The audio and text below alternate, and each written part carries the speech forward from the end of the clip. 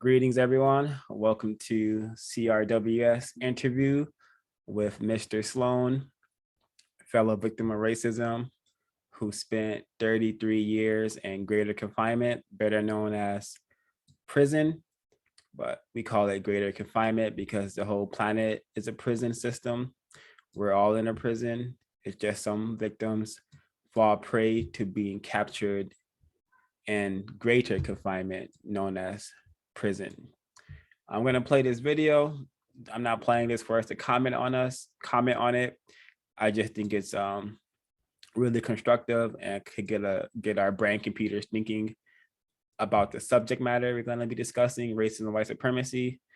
And just as a example that we are here to have a serious conversation and to focus on serious matters, something Black people have been trained away from.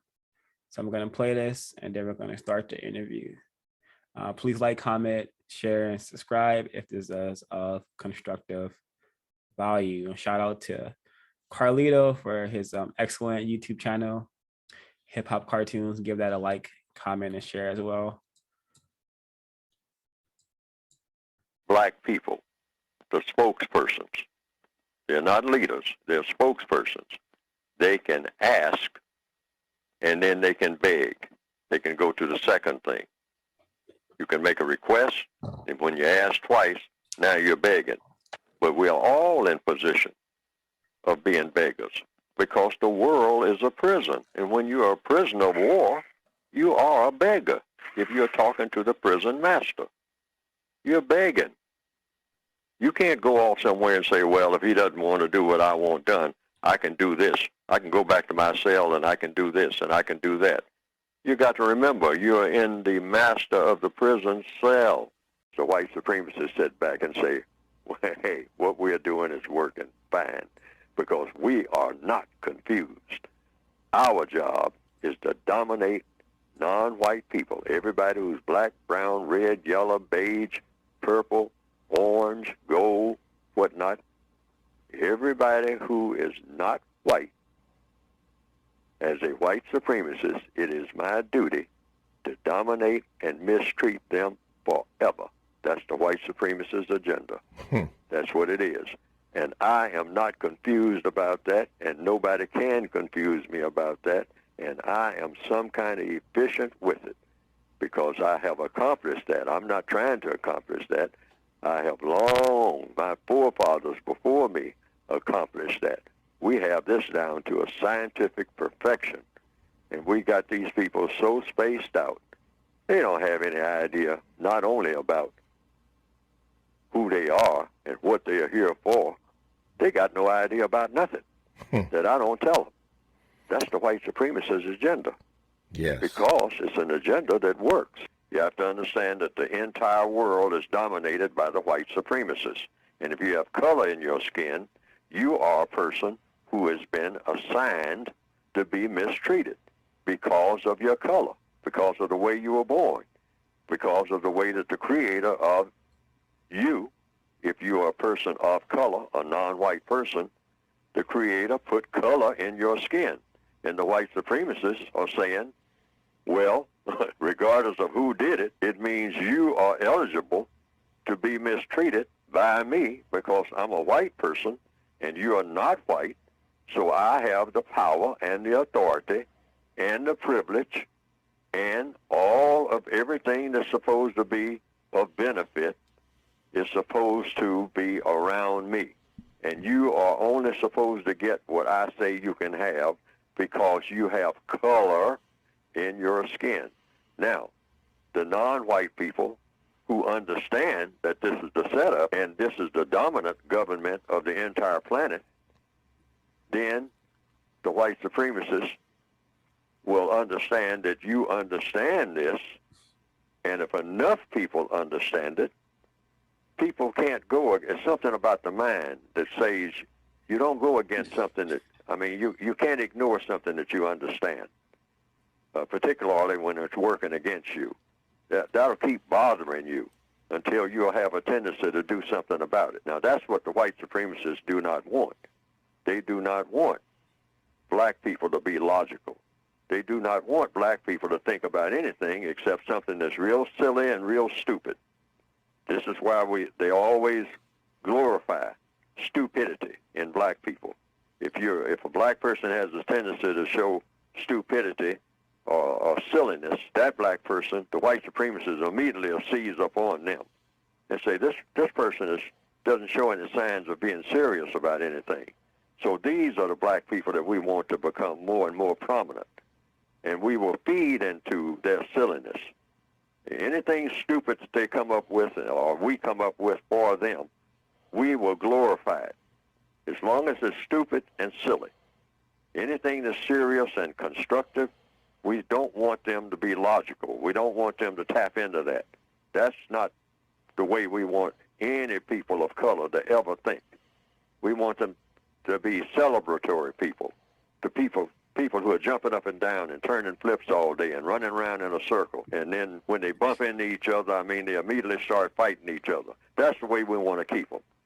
But if they're sitting down and slowly thinking things through and trying to be problem solvers rather than problem makers, no, we don't want those type of non-white people to get out from under our surveillance. You watch them very closely. It's like that dangerous black person on the plantation who's always going around trying to read something or trying to figure things out, asking questions, trying to figure out how the plantation is run. That is a dangerous Negro on this plantation. Sell him down the river or give him a good whipping and stop him from being curious about serious things. Keep him in the silly mode. That is the category that black people are always supposed to be in, the silly mode, the destructive mode. Don't let them think about anything serious, because then they become a danger.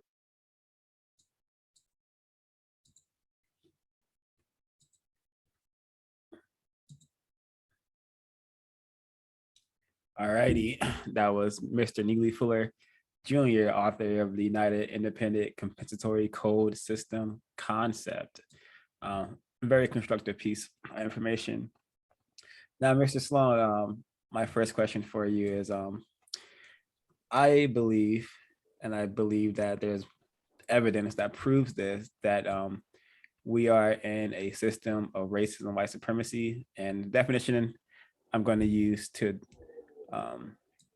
for it is this originated from Gus T. Renegade, a fellow victim of racism, black male. And it's a system, a global system of people who classify themselves as white and are dedicated to dominating, subjugating, and mistreating everyone they classify as non-white. Do you think that we are in a system of racism, white supremacy? Oh, yeah. All right. Excellent. Thank you. That's the first question. And then the second question is, how old were you when you were placed in greater confinement, AKA prison? 25. 25. So you spent more of your existence in greater confinement than outside of greater confinement. Yes. Do you are you familiar with the term institutionalized? Yes. Do you feel like you have been institutionalized? A little bit. All right, yeah. All right. So prior to your to being incarcerated, how did you feel about white people? I didn't really, because I never really came in contact with them unless it was the police. And prior to your incarceration, how did you feel about black people? I love them, but I was still trying to hurt them too. How were you spending your time and energy before you were placed in greater confinement? My time and energy was basically being part of a gang, selling drugs, robbing, stealing, that was, but I had a different route that I didn't take, and that was with my uncle learning how to drive trucks, work on them, you know. Mm. So do you know what led you to spend your time and energy doing those misbehaving in that manner with the gang banging and whatnot? But yeah, I later on come to the conclusion that after the death of my mother, I was looking for a way out, and I didn't know how to express myself to my family. And so instead of me talking, I let my actions be my words, and they was bad. Instead of me sitting trying to get a little knowledge, I went the wrong way.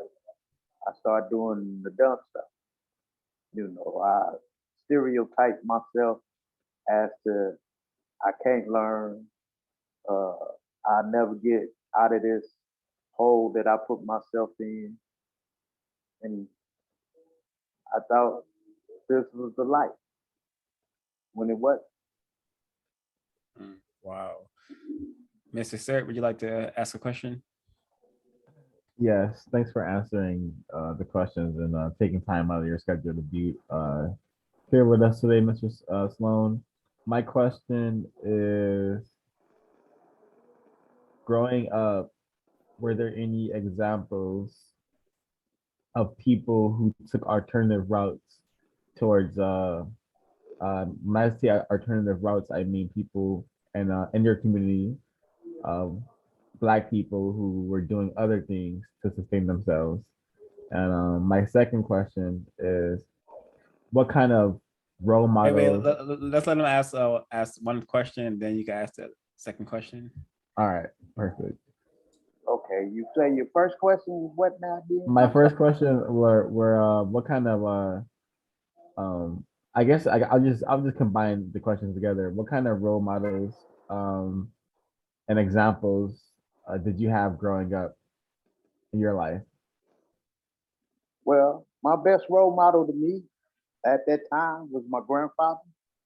You know, he taught me what it means to have a family, and he kept us together. You know, regardless of whatever we was doing. That Sunday, I wouldn't care what you was into or who you was. He made sure that you come by there and see him. You know what I'm saying? And that kept the family together. I mean, you know, I had an uncle that had trucks, buses, you know, had his own little business, trying to get his little business going, that made me go to school to be a diesel mechanic, which I got certified in, and learned how to drive, how to fix them. You know, they was my role model. I just couldn't accept me the slow money, is what I call slow money, the money that you really work for. And I stuck to the life that I knew, where I can get easy money or fast money. And it led me to where I end up going. Wow. How did you end up in prison? And what I mean by that is what were you sentenced for? And if you would like to elaborate on that. Yes, I was sentenced to 34 to life for first degree murder and 3 attempted murders. What occurred was a robbery going bad. The person that we were supposed to rob wasn't there, and the person that was there wasn't that person, but end up he getting shot and us shooting at other folks. They gave us the murder for the person that could die and the 3 attempts for the other people that didn't get shot, but we tried to shoot. And what were your thoughts when you were handed that sentence and you were placed in greater confinement and it set in that you were going to be here for quite a while? What was going through your head? I was thinking this was bullshit because I didn't pull the trigger to take a life. I never understood the law. And that's what a lot of us don't understand is these people write these laws to really keep us down. But if we don't know about them, you know, in the long term, it'll hurt us. Me getting that sentence, I gave up. I didn't think I'd ever see streets again. You know, I just gave up, really. Mm. And then how would you describe prison culture? How do people spend their time and energy in prison? Let's see, time and energy. Well, I mean, you know, they got a little, if you want to go to school, you know, get your GED or your high school diploma. They have college courses if you want to venture into that. They give you a little benefits. You know, they got the prison industry that I was involved in, which is called PIA, where you make furniture. They had where they making chairs. They got places where they make the clothes for the inmates to wear. They got other little stuff, right? I mean, you know, then like most dudes, when you don't have a job, you're on the yard a lot. You get in trouble on being on the yard a lot because it's a lot of little racial tension as others. This belong to us and this belong to me. You know, when it don't belong to you at all, it belongs to them. But dudes don't look at it like that. But most of the time it's spent, a lot of dudes go to work or be on the yard, exercise, you know, or out on the yard shooting the shit and talking about the past. Is basically what you hear about the past. There's nothing about the future. You know, how you gonna change yourself or how you gonna bring some light to this situation. Thanks so much for answering the question. My question is, it goes back to prison culture. Yeah. 33 years is a lifetime for some people. And it appears that the system of white supremacy did a good job because it strategically attempts to eradicate Black males by the age of 25 if possible by killing them or putting them in greater confinement. So my question to you is what kind of things allowed you to maintain your will to live while you were in greater confinement, basically? Like I'm imagining you had to do a lot of basically mental programming. You have to really guide your mind in a certain way to survive. So I'm kind of curious to learn about how you kind of did that. Well, my thing was that, you know, I kind of like gave up, but this was my world now, you know. So whatever went on in my world here, uh, and what I mean by here in confinement, right, was I had to see tomorrow. And the only way I could see tomorrow was to go along with what the majority of us had planned. And our plan was always to see tomorrow. And I mean, it was like the rise, you know, racial rise between the blacks and the browns, or the blacks and the whites, you know. It was do them before they do you. And that was bad because shit was started over small stuff. And what I mean small stuff, they might have 2 basketball courts on the yard, and you got 1,500 men out here, and don't nobody know how to divide this court where everybody can enjoy this. Somebody want to have this side instead of that side, or we should have a whole court and all this. So that was where the things come in with the dumb stuff. I call dumb stuff. Instead of us sitting there and amongst us as the confined people to come to agreement that, okay, y'all can play this day, we play the next day. Oh, y'all play this hour, we get the next half. We didn't know how to do that. It was either they think they taking something, or they give, and it's a mind game as they allow us to hurt each other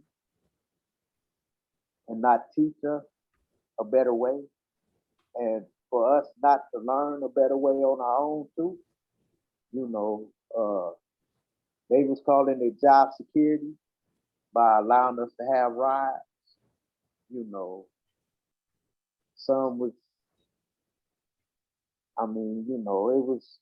it was wild. It was really stupid that if a person look at it now that's on the out, and that they've been there and looking in now, I would tell the brothers that it's a better way. Educate yourself a little more better. If that's what you want to do, take the opportunity to take the little job skills that they're trying to provide you, and just better yourself. Learn a little something. But living in there, you had to do what you had to do to see tomorrow, and whatever that may be, that's what you have to do. And it's wrong because sometimes they put us up against each other, and that be up against another man that want to live like you want to live is ridiculous. Um, so when you were first entering the Greater Confinement, the prison, Yeah. How was the indoctrination process? Because you said it was racialized, and it was racialized violence amongst the whites, blacks, and the browns. Right. So how do you get indoctrinated with the rules and the politics? How do you kind of learn the ropes? For me, I was a gang member, ex-gang banger, because you don't bang in the prison no. The Bloods and Crips are one because you're a black. It's you either run with your color or you by yourself. And if you by yourself, you're a victim. So you get with this crowd because of what might happen. Everybody, the browns, the whites, all of them. You have to sit with your people uh, in order to really survive. But don't get me wrong, you meet other people from other races that's having the same similar thing that you done went through. You know what I'm saying? So you'll get that friendship going, and then you can be able to share a little bit amongst your crowd. But you still have people that want to be that separation. And everybody in California, prison system is separated, is segregated. And what I mean, they got all the blacks stay with the blacks, the browns stay with the browns, the whites stay with the whites, the Asians stay with the Asians, and the others, which are the Paisas, the Salvadorians, and all them, they stay together. But this is what I would say the white man really started. and he allowed this to go on for so-called job security.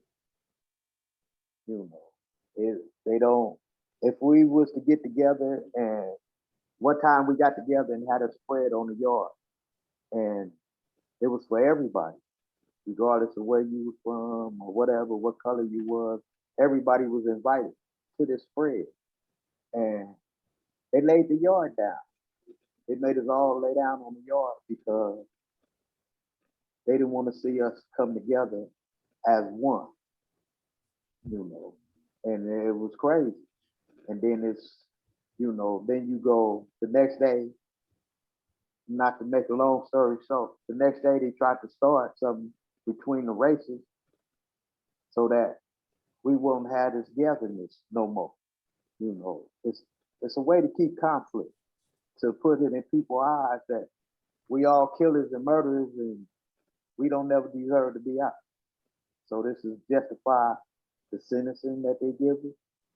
This justify the confinement that they put us in. This can justify the taking away from a family.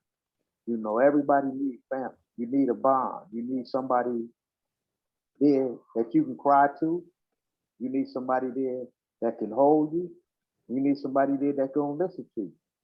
And they try to keep that away from you. Greetings, Mr. Sloan. Greedy. Hello. Hi, this is Helen B. My question for you, thank you for your time and energy. Yes. How many times were you moved around while in greater confinement, meaning different prisons? Institutions. I went to my 33, I think I went to 6 different institutions. Now, by me being moved like that is they have a point system. And when I first started, I had 75 points, I think it was, or it might have been more. And by my points being that high, I was placed in what they call a level 4, high security, maximum security. Then as years go on, if you not getting in trouble, not getting right up, your points go down, you'll be moved to a lower level, which is a level 3. I went to a 3. I moved around 1, 2, 3 times in the 3. And after that, I settled down and I end up in the level 2. And the level 2 is less controlling. You kind of more a little freer to move around when you like. Is the level 2 that I first was introduced to was a dorm setting where you share a bed area with 9 other people in a cubicle, and you can move around the building. You're not in no cell. There's nothing being locked up. Only the front door is locked where you can't get out. Other than that, it was all right. It was all right. It was different, but it was all right. Were you ever placed in solitary confinement? Oh yeah, I've been to the hole, which is what they call the hole. I did 7 terms in the hole. I've been to the hole 7 times. And what was the longest you were in the hole? I did a year and a half by myself. You in the cell by yourself. Sometimes you get a cellie, but I was fortunate not to get a cellie for a year and a half. And sometimes I say, myself, I would say it was cool, but then sometimes it's like you need that human connection, somebody else to speak to. And I mean, but it was all right. It was all right. Do you remember any of your thoughts you would have when you were in solitary confinement alone? oh yeah, I can't do this shit no more. Excuse my words. Uh, I used to sit up and I dream about the past. I reminisce on the past because that's all I had. I couldn't see a future. You know, there was no future. It was the past. You know, where I went wrong, why I do that. You know, it was too late to say that now. You know, now it's about what I could do if I was ever to be released. What would I do? You know, would I go back to that lifestyle?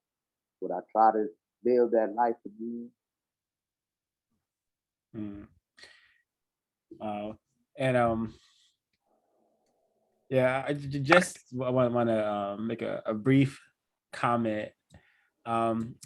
Unfortunately, in the system of white supremacy, many Black people choose a so-called lifestyle that is actually a death style, you know, because I don't see us as living. I see us as existing because of our conditions on planet Earth. I wouldn't call this living. I wouldn't call your experiences living. You're simply existing. And white people have done a masterful job at controlling us. And what you've been sharing is really significant because you have great insight on how they operate this business of white supremacy. You know, when the inmates attempted to minimize conflict, what did the white people do who ran the prison? They tried to they wanted to promote the conflict because they know that conflict amongst people, especially non-white people, is how they keep this business going. They want us focused on conflict with each other and not focused on solving this problem. So I'm already learning a lot from this interview. So I want to thank you again for being here with us. No problem.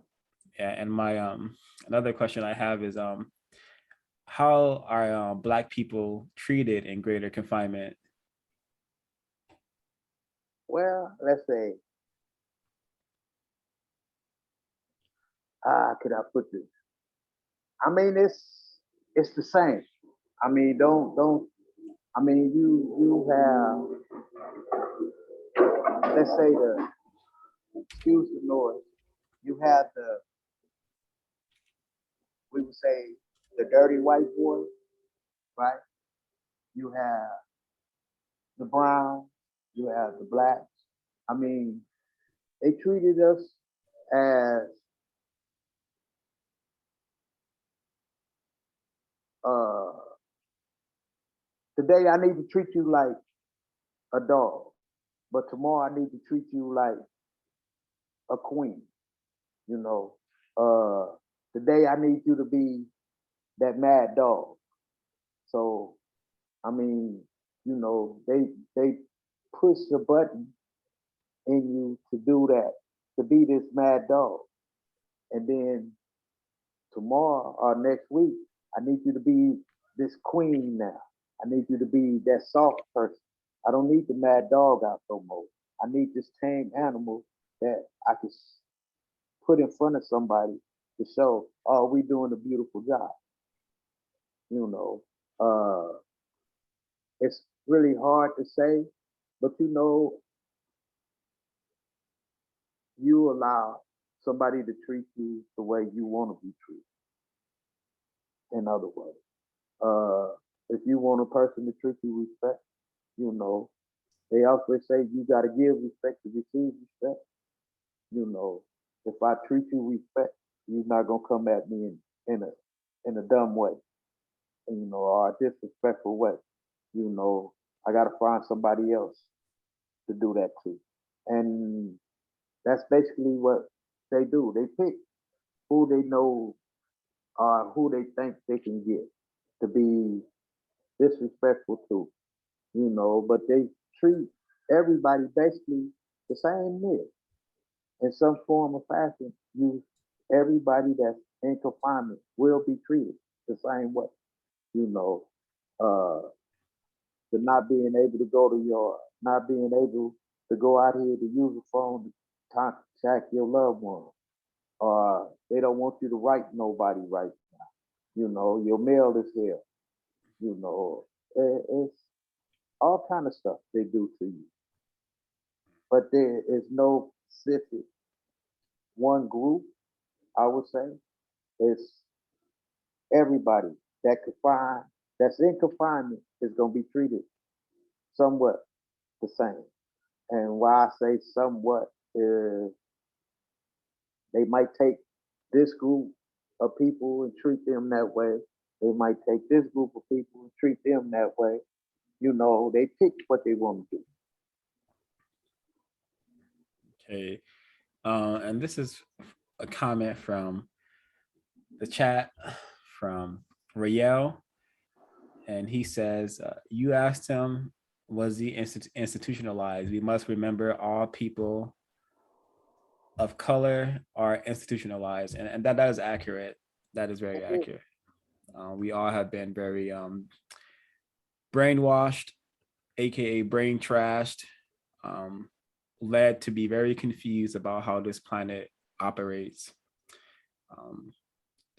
So another question I have is, so did you observe white people being treated better in greater confinement? Oh yeah. I mean, in what way? Yeah. I mean, you know, you might get a little longer family visit than what another person might get. Or your people might come up there and they'll turn them around.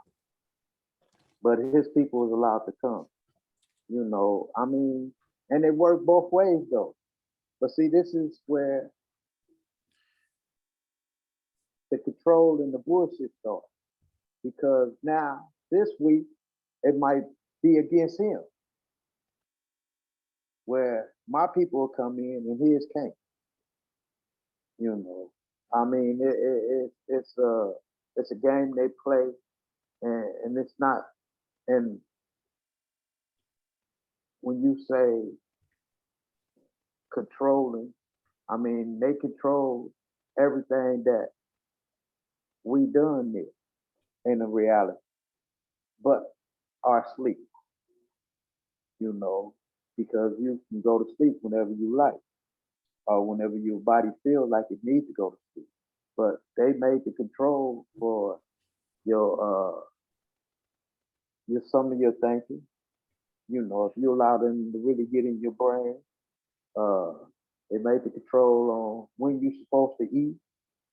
You know, at a certain time you gotta eat. At a certain time you gotta stand up for count.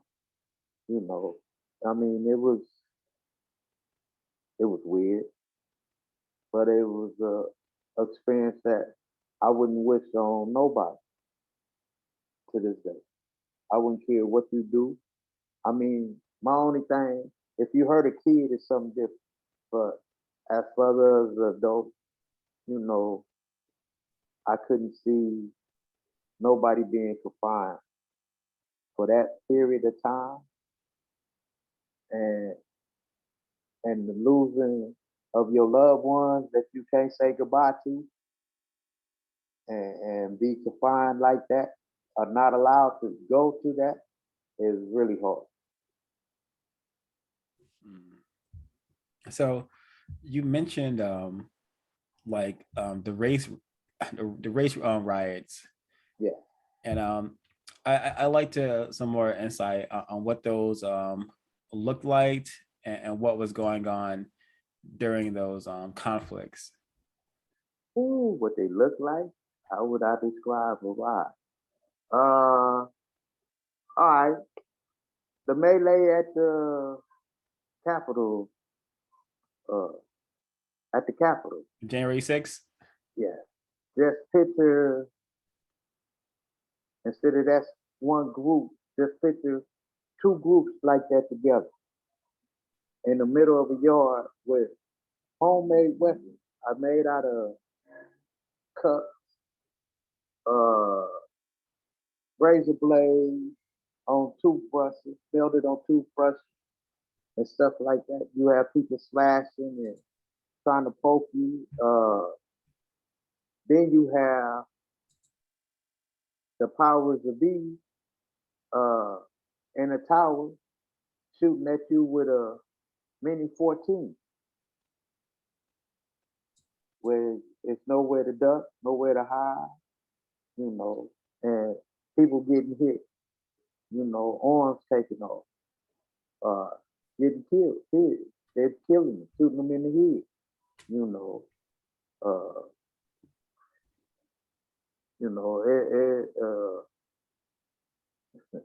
that's something that I wouldn't wish for nobody to see, or nobody to ever have to experience something like that.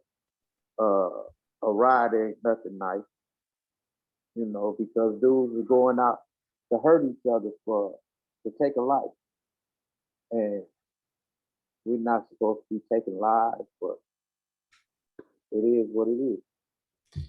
Yeah, and I don't imagine that these riots just popped out of nowhere. There had to be like days before. People I mean, must people must have been like understanding that a riot's about to go down. So can you describe like that energy that probably had to be going around the prison, that we're about to have a riot? How did that feel like, knowing that something like that is about to take place? scary, very scary, because you don't know if your life's gonna be taken away. Right? I mean, you know, you hear. I mean, it builds up, like how you say it build up. It could be an incident at school where a guy, a black and a brown, or a black and a white, whatever, get into it, and then it goes on to the yard. Oh man, that was my homeboy. I gotta go follow my homeboy. I can't accept that, you know. And it's scary. It's really scary because you know it's gonna happen. And I'm gonna be able to live to see tomorrow after this over with, or whenever this ride is over with, you know. Right now they having a problem with the Hispanics, the Bulldogs in the South Side. You know, it's something that's going on right to this day, and it won't stop, and they can't stop it until then both sides agree to stop Wow. And you said that the Bulldogs and the who? South Side, which are Southern Hispanic. All right, and the Bulldogs, are they classified as black? Are they No, they're Hispanic. all They're right, so Hispanics too. all right, so two possibly non-white groups. Because with that term Hispanics, sometimes they could be white Hispanics or they could be non-white Hispanics. So Yeah. sir.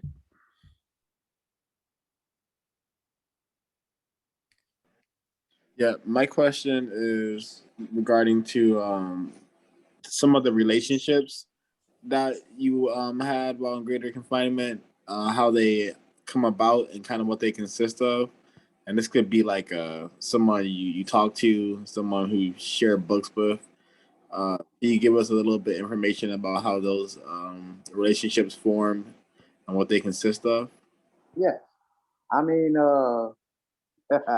the craziest thing though, my time in my little 33 years, blacks always had a war with the South Side. Some kind of way, we always bump heads and start a little ride. Uh, I went to a group from, uh, I was classified as triple CMS. What does that mean? Let's see, let me put it.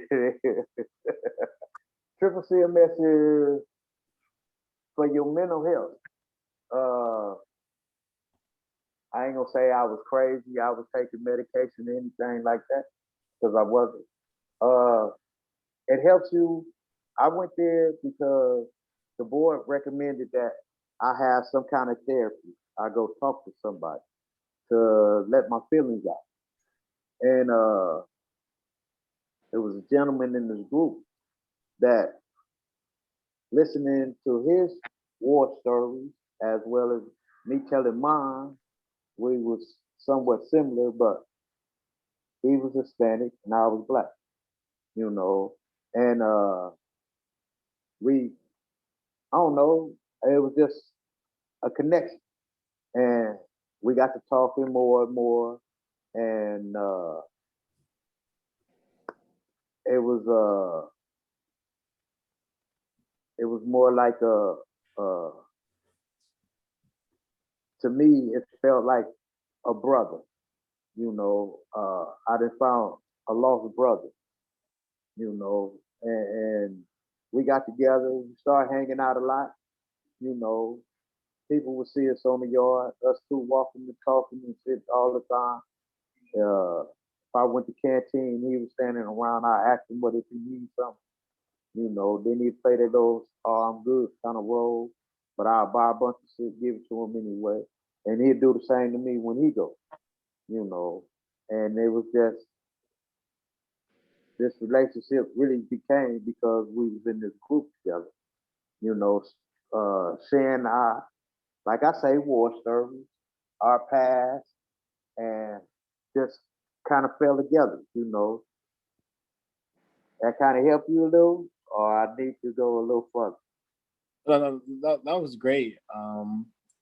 My second question is more about the perceptions. A lot of films, TV shows, and books often have like homosexual activity and anti. uh, did you see any of that I while mean, you it's there. Yes, sir. It's there. not Not to real? no, no. Give me. Yeah, I mean, it's there. I mean, you have men that are homosexuals, or I hope I'm not saying this wrong to get nobody mad at me, uh, but are gay, right? And that's what they prefer, another man. If that's what you're into, you can be into that. Everybody's not into that. They walk around like everybody else. They're men. They can't be at a women's institution, so they have to be at a men's institution like they are a man. You born a man, you're gonna be with men. Uh, Dudes, it wasn't no. If that's what you into, you can have a gay person in your cell with you if you like. You know, uh, I don't know. I mean, that's a little crowd that I wasn't trying to venture. But I mean, you see it. You see it. It's right there in your face. It's just like you walking up and down the street. Mr. Sloan, what was the food like Yeah. in Greater Confinement? It started off good. No, but it's how can I say it? I worked in the kitchen. Uh, you prepare everything in big pots. You know, some days is good. I put it this way: some days is good, and some days it ain't. It's according to what you have. They like at first started off. We used to get a quarter piece of a chicken, the breast. What is it? The breast thigh and drumstick. You know, they used to give us that. It used to be big portions, in other words, and then they start going to little portions. Where you'll get the little burritos like how they used to serve in school, the little bitty burritos. They give you one of them and tell you to eat that and you good. A scoop of rice that's stuck together. I mean, the food is prepared by inmates with a supervisor cook over you trying to, you know, I ain't gonna say tell you how to do it, but will show you sometimes show you how to do it, or another inmate to show you how to cook it. And it's cooked in pans, big pans, uh, where that you gotta feed a bunch of people, so you can't cook small portions. So you have some of the food that overcooked, you have some of the food that's cooked right, and you have some that raw. To be real, it just looks like it's cooked. Mm. That help you out a little bit. What was the, yes, yes, it did. Thank you for the detail. What was the worst thing? Like, yeah, what was the worst thing that they served in the kitchen? Ooh, let's see. What was the worst thing? Uh, they had this uh chicken fajita jump where now they crazy with this onions and bell pepper stuff, right? They look like they dropped a whole onion in it and let it just peel from itself. And when you get the tray, it's juice and just these big slices of onions and bell peppers, and I'm not wild about either one of them cooked or raw. Really, I can eat raw onions, but not bell peppers. But it's just it's garbage. I mean, it's a waste of your time to even try to go to the child, But you have dudes that don't have the financial support or whatever, or the little jobs that they do give you there, to have the means to have something in they sell where they can eat. So you have to go. So wow. So you get into greater confinement when you are 25. How long was it until you experienced just the some of the things that can happen in prison, like just some of the violence that can happen in prison? How long were you in there before you observed someone being shanked or beat down or something like that? Day one. Day one. You see that in the county jail. You just don't see it in prison. I mean, it happens in confinement, period. You see it. I mean, this is where let's say the confined people start I'm trying to think of a movie that okay, the what was the little kids on the island by themselves? Uh, Lord of the Flies. Lord of the Flies. You see how they wanted to control who was gonna be the shot caller, who was gonna be that. That's confinement. That's confinement. Mm. It's a power thing. That's why people group up. It's more powers than numbers. So that's what dudes do in confinement. We need a big number. That number might dwindle when the shit hit the fan, but right now I got 100 people behind me. But out this 100 people, only 20 people might be down for losing their life. So, but right now I got 100 people, so I look like I'm the big guy. That's all. Mm. So it seems like there's a lot of people in greater confinement during your time there who may have felt like they ran the prison, but it was really racist man and racist woman in charge. Yeah. That makes sense. So did you ever observe any males inmates coming in there who were not countersexual, aka homosexual or gay? Did you ever observe any males that came into greater confinement that were straight and they were forced into anti-sexual behaviors? No. No. I'm gonna tell you this. All right. You have people that come in and claim that they straight, don't mess around, right? But when they say when the lights go off, the freaks come out. You know what I'm saying? I mean, you have dudes that say that they don't do this, but then when the lights is out, you over there, you doing that. I mean, it's what a person want to do. I mean, don't nobody force you to do nothing. It ain't no that rape shit, you know. I mean, don't get me wrong. Back in the day, dudes were. I mean, I knew a few people that were called booty bandits. You know, that went and took people booty, but it's nobody just being forced like that anymore. It's what you want to do. If that's what you want to do, that's on you. You know. But back in the day, it was that. I'm really saying, and I mean a little bit before my time, before I got in, but I knew a few dudes that were called booty bandits. Wow.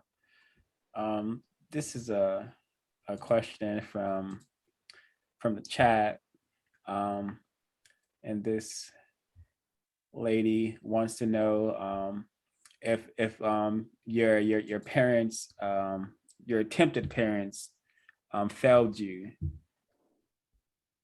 You know, my parents never failed me. My mother died when I was 13. My father had his own other little family. You know, I went to stay with him for a little while, but I didn't never feel comfortable. I never felt part of that. You know, I'm the oldest out of my father's kids. I'm the only child from my mother. So I didn't want to be around him and his little family. So I tried to go around my mother's family. And basically my mother's father raised me. Mm. Yeah. See, with my understanding that we are in a global system of white supremacy, which is essentially a slave ship or a giant prison that we are all in. I don't think victims like myself and everyone on this call, I don't think we have the opportunity to be in functional families, which is why I use the term survival unit or victim unit, because my victim mother herself, she lost her victim mother at a really early age, and that's just the reality of racism, white supremacy. Being classified as Black kind of means you don't have any friends or family, because you're not allowed to have them, because at any moment they can be taken away, and we really don't have the means to defend so-called families or whatnot. Does that make sense? Yeah. I mean,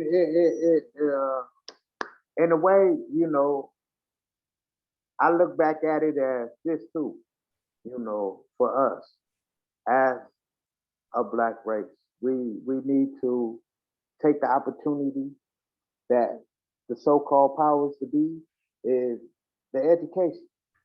Learn something, you know, just don't sit on your ass, you know. That commercial used to be that mine is a terrible thing to waste. It is. Still is, It yeah. is, you know. So we need to I'm not gonna force a person to go to school because I'm not a school person. I don't want to like sit near somebody telling me you need to read this or you need to pronounce this the right way and all that shit. I'm not that kind of way. But I need you to be able to use your mind in a way to not just I need to make some quick money. You know, you need to be able to take this and use that brain to like, all right, I need to make this amount of money, but I need to make it the right way so that when the powers to be come sweat you about yours, it's legit. It's not something that you gotta hide or I can't put it in the bank, you know, or I can't have it right here because it's not what I'm supposed to have, you know. I mean, I want people to understand, man, it's doors open for us. If we take that chance and build on teaching somebody else to take that chance to step in that door, and maybe we could change some of this. You Yeah. know, Yeah. it just takes time. Correct. Yeah. I don't use with my understanding and looking at the evidence, there's no such thing as a black race, because white people are the people who created race. So we have been classified as this race. We have been classified as black. So at best, we are just a collective of people who are called black by racist men and racist women who are all white. But we don't have the power to use our race for our benefit like white people do, which is why it's best for us to understand that there's only one race, and that's the white race. I think you hit it right on the nail with what black people need to do. I'm just gonna try to just translate it for you a little bit. I feel like you're saying that black people need to learn how to solve problems, need to learn how to learn valuable skills like welding or electric work or plumbing, carpentry, mechanical work, stuff like that. Instead of we can make money that way, and not by attempting to poison the community with but poisoning black people, because we don't have communities either, but poisoning other black people with drugs and harming them by robbing them and stuff like that. Right. Yeah. Right. So go ahead, Ms. B. How was the medical treatment while you were in greater confinement? That was dope. I mean, they help to a certain extent. You have what they call provider care. I might be saying it wrong, but the so-called doctor is not, well, he's a medical doctor, true enough, but his hands is only tied to certain things. Using me, I have a rash in my pirate area that's been spreaded and everything. I got the rash 2002. It is 21, and it's still a problem. I was sent out twice. My first time, I went out twice to see a skin doctor, and I was supposed to go back, but the institution wouldn't send me back. So they sent me to a doctor on TV, where let me look at it. Huh? How you gonna look at it on TV? So they take this little camera and they, oh, it just look like you got a fungus, and we're gonna try this cream. That cream didn't work. We're gonna try this shot. That shot didn't work.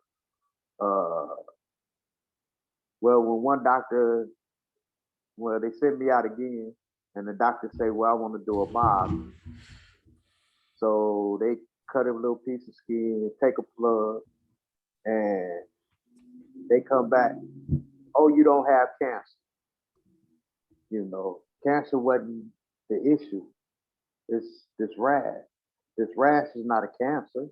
It's something, But then to bring back to the doctor's bed, you have some medical teams that's there, like the little nurses that are there now.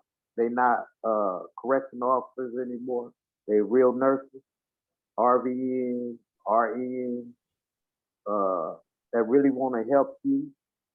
Then you have some that don't. They don't care, because some dudes play medical for excuse not to go to work or go to school or just want to lay up on their butt. So, but overall and all, they got a little. I give them a 10 being the greatest. I give them a 7 on medical. Mr. Sloan, everything that you're describing when it comes to greater confinement is exactly what's going on outside, so-called outside here. I just want to let you know that. But yeah, I'm experiencing it too now. I'm in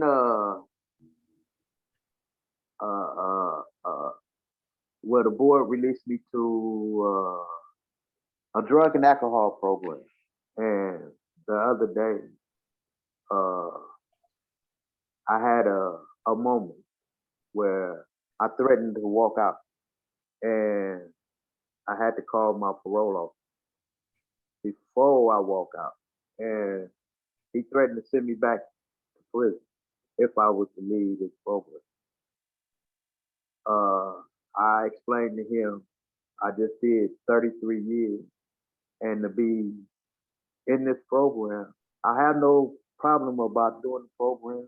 I have no problem about when you asking for urine samples and all that. I have no problem with that. But my problem is I'm confined to a little motel room with no entertainment. And you want me to stay in this room 6 days a week, and you give me 1 day of freedom for 6 hours. I have a problem because you told me I was free. I was free from my confinement, but now I'm back in confinement again, a different way of confinement. You know, I mean, I understand I'm not trying to jump out there in the world because I've been gone so long, full speed, full head of speed and all that, but still, I need to step out longer than 6 hours. You know, I have family that's in different areas with a little distance that I can't see, you know, and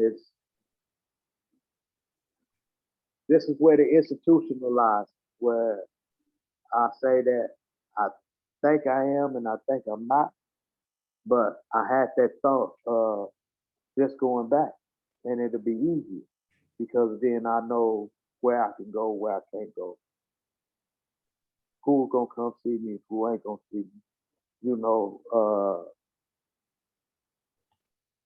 But here, I'm able to look out of a window at a park that I can't even go to. I watch cars scream by. I know you heard the noise, you know, that I can't even step outside of these gates to see, you know. So it's I don't know. That's why I say I don't know if I'm institutionalized. I know I'm not. I'm not gonna even put that in my mind. I'm not institutionalized, but I had that thought of yesterday of just going back, really just going back, you know, where that I don't know, I felt comfortable.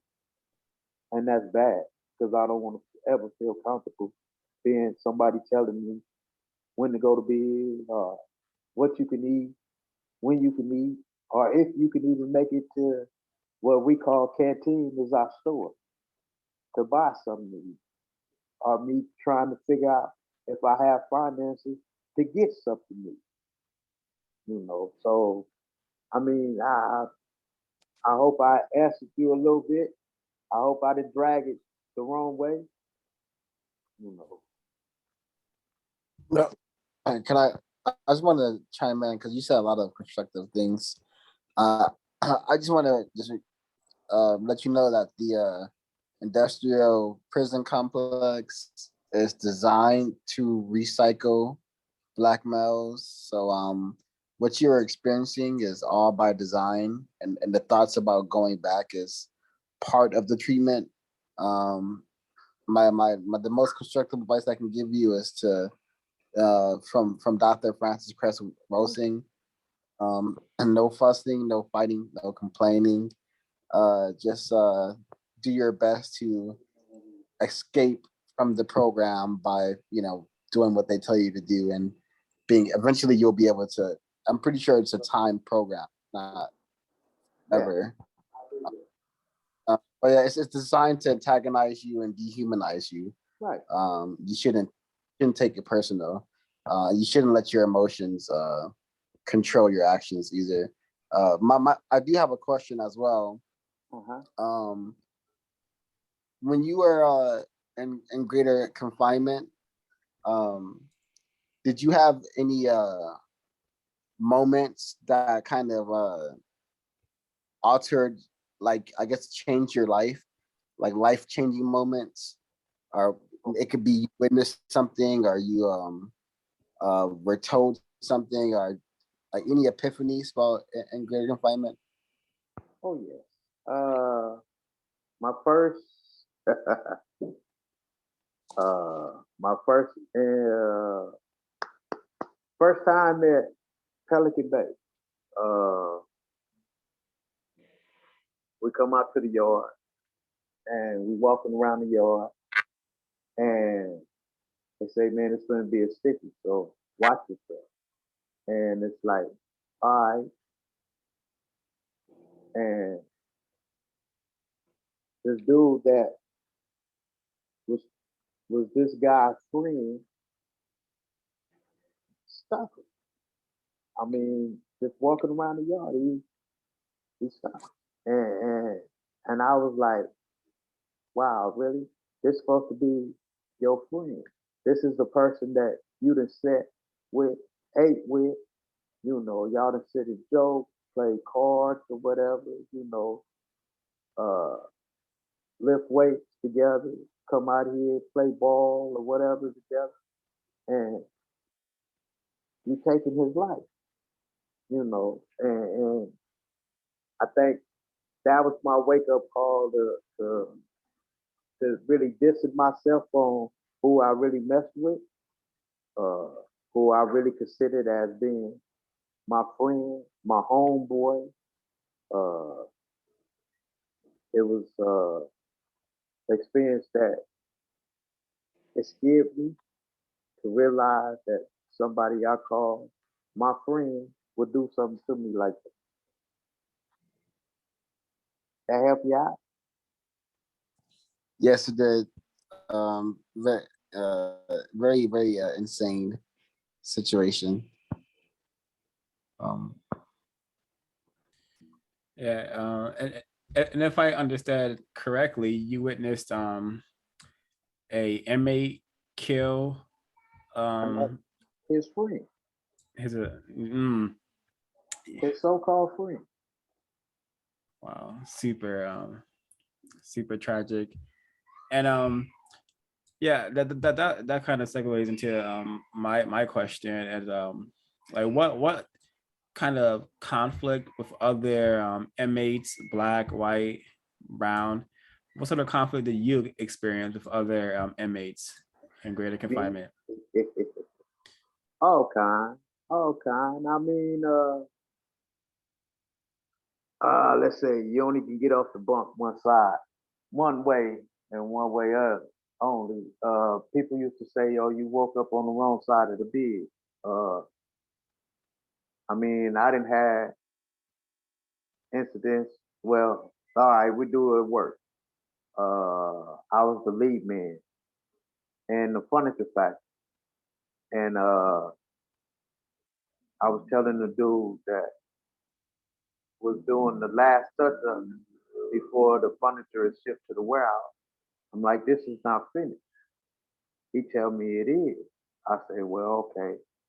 I'm telling you it's not finished, and I can show you where it's not finished at. So when I did that, instead of me, I'm gonna say, instead of me doing it myself and just leaving it alone, I think I kind of wanted to edge it on because I really wanted to see how far this dude really wanted to take this. And I think I was looking for a conflict. So I was like pointing stuff out. And I said, well, you need to do this.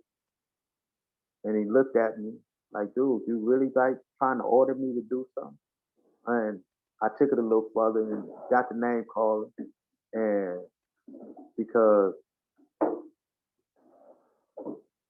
I didn't like how he used to want to play your friend one day. This week you my buddy, you want to talk to me, and then next week you got an attitude like I did something to you or something.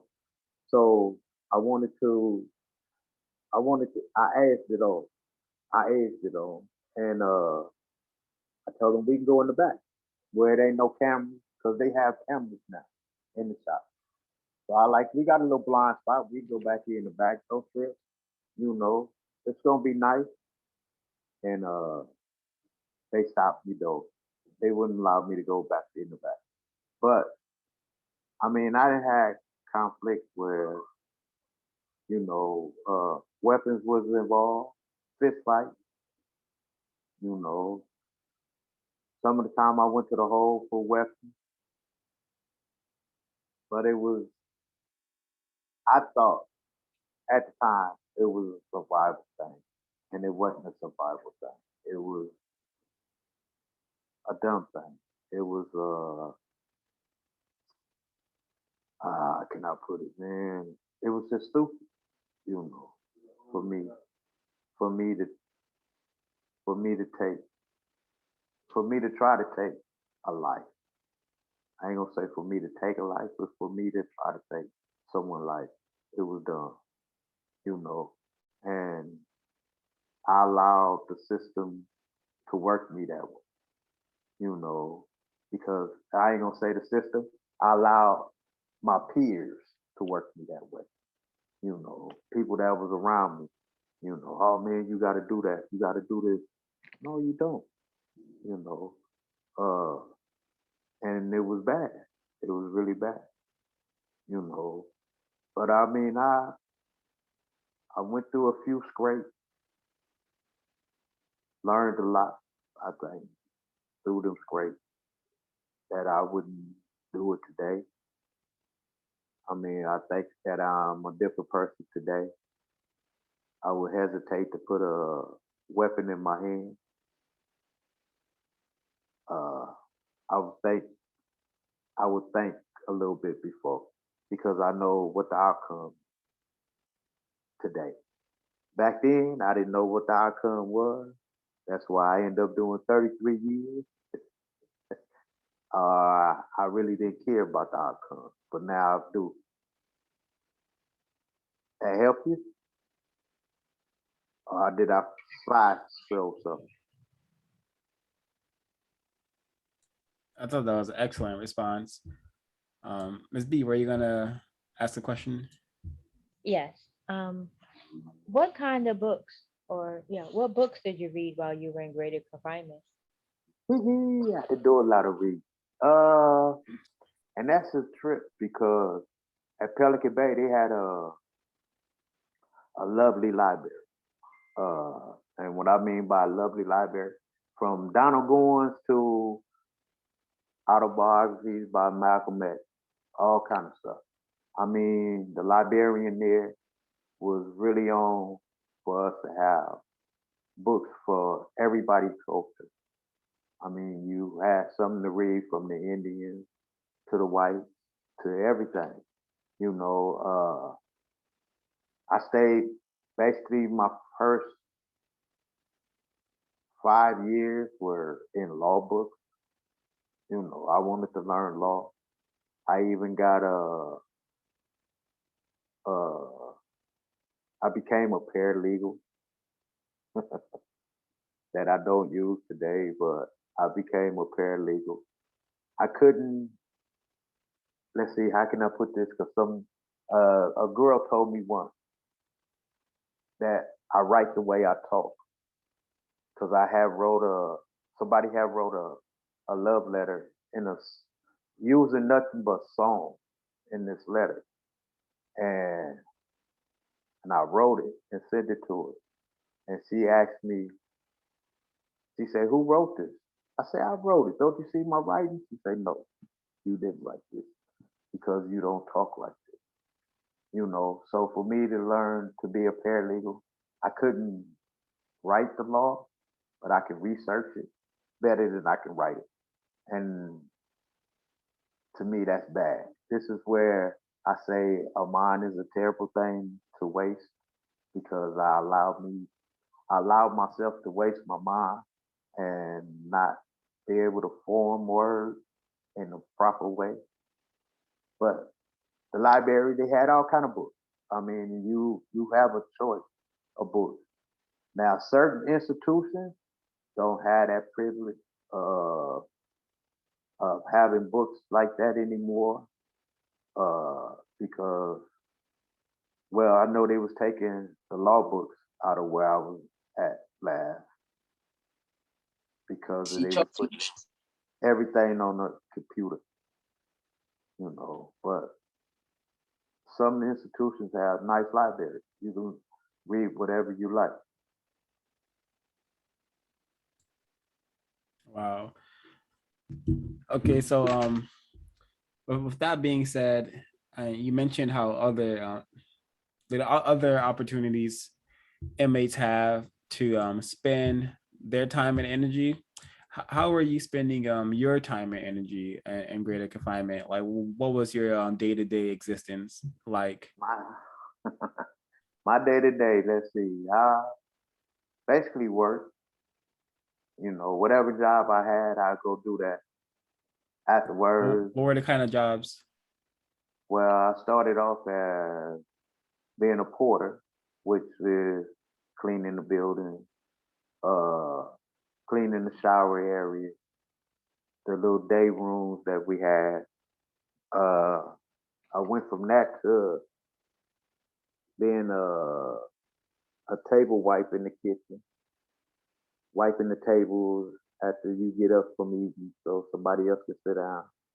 Uh, from that to being a linebacker in the kitchen, which is to make sure that on the food line, serving line, that they never run out of certain stuff. Make sure that I replace everything. To being a lead cook, preparing the meals, preparing the food, really. And left out of that, my best job I ever really liked was working optical, where I learned how to make glasses, prescription glasses for people, reading what a doctor put on a piece of paper and taking a lens, forming it, cutting it, grinding it to that power that they needed to be able to see, and shaping it and putting it in the frame. Me working though kept me out of a lot of stuff. It kept me off the yard, you know. Like I said before, the yard is a headache. That's where all the stuff really starts. But that was my busy time. At night, really, sometimes I'll probably go out to the night yard, sometimes I didn't. If I'm trying to use the phone, most of the time, stay in the cell, watch a little TV or something, or fix myself some a little meal, and just call it a night. What was the pay like for the different jobs that you had? What was like the highest and the lowest? The lowest was the kitchen. You only got 8 cents an hour. The highest I made was $1 an hour. That was the PIA as being the lead man. Wow, that's super, super incorrect, but that's what 13th Amendment is all about, I suspect. I want to comment on well, first I want to ask a question. Is your probation officer a white person? My parole officer? No, Yeah, he's black. the black male. All Yeah. right.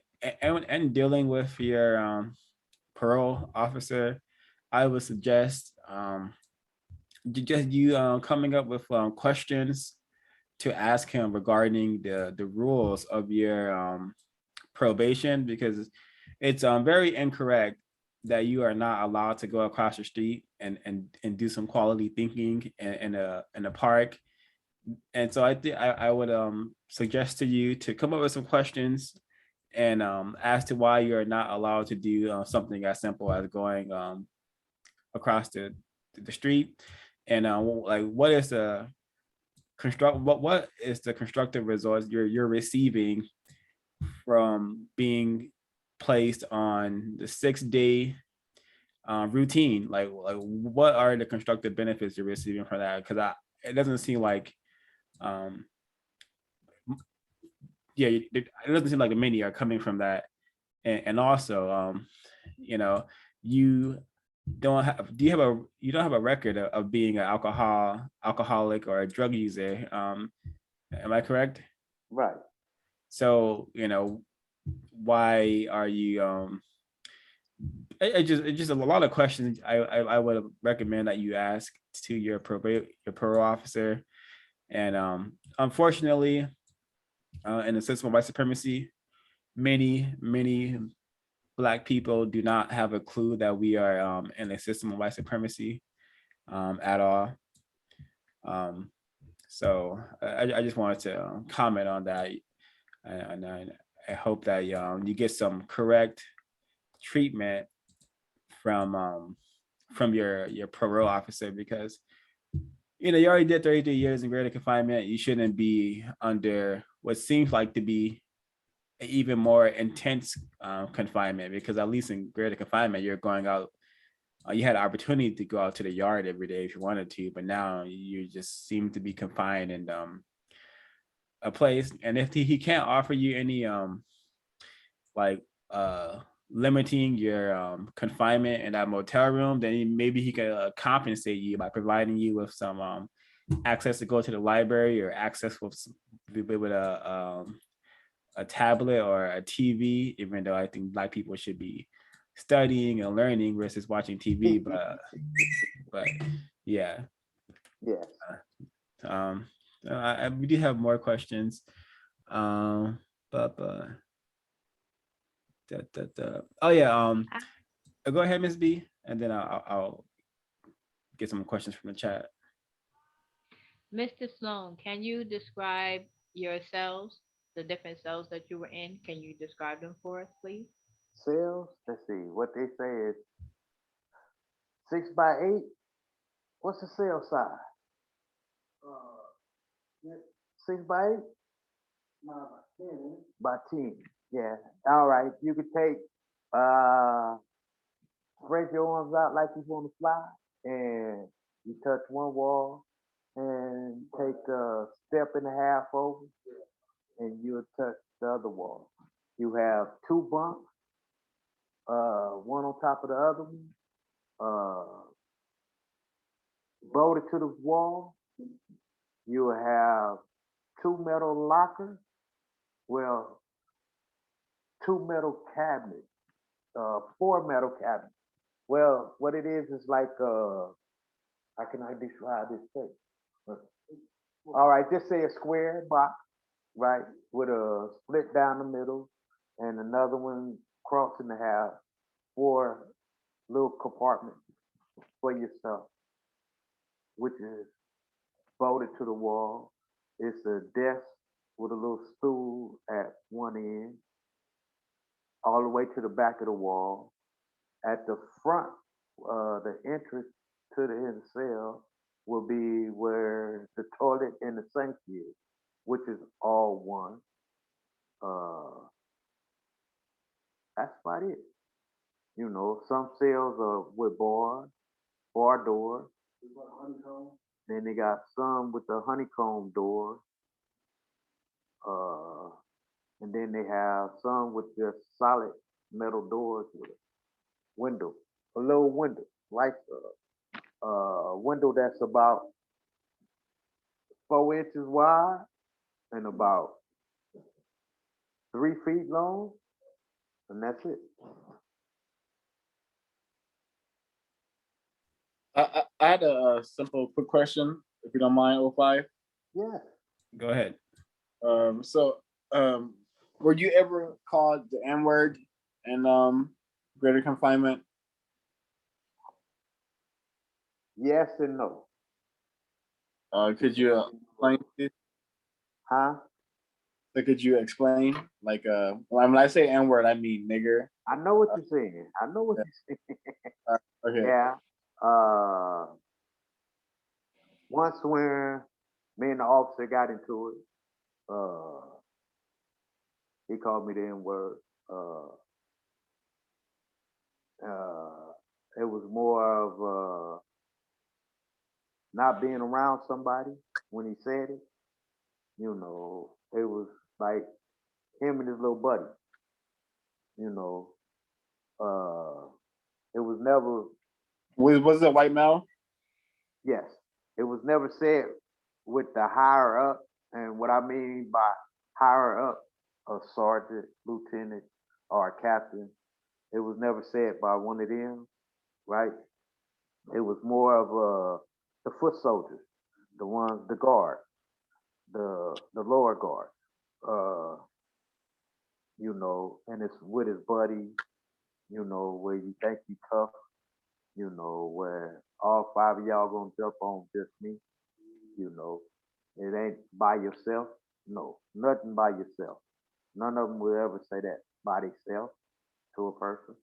You know, I had it more from inmates than I would say staff. When Uh, say inmates, you mean brown and white inmates? well, yeah. And when you hear it come from them, you know it's gonna start something. Okay. Thank you for sharing. It's very helpful information. I mean, Can you go into a bit more on the kind of treatment that you received from the prison guards, the white ones, the black ones, and the brown ones? I mean, they treated. I mean, each individual was different. I mean, this is who. Now I had white ones that was cool. I had browns that was cool. I had whites that was, you know. I mean, it was certain individuals. I mean, you know, just like out here in society, it's you have some that cover up, that never want you to see the bad side of them. Just like you have some that didn't give a fuck about what you think, you know, because you weren't in a position to do nothing about it. You know what I'm saying? Uh, it's just like out here. You know, you had them that hide and you had them that's out front, you know, from all sides. You know, we had one black officer. He didn't give a shit. I mean, he was a captain. He didn't give a shit. He was for black. You know, when the officer came in, oh, this dude is doing this. And he look at you, he's like, hey man, you doing this shit? Like, oh man, dude tripping on me, you know. He, man, get the fuck out my office, you know. And you wouldn't get the write up or something, you know.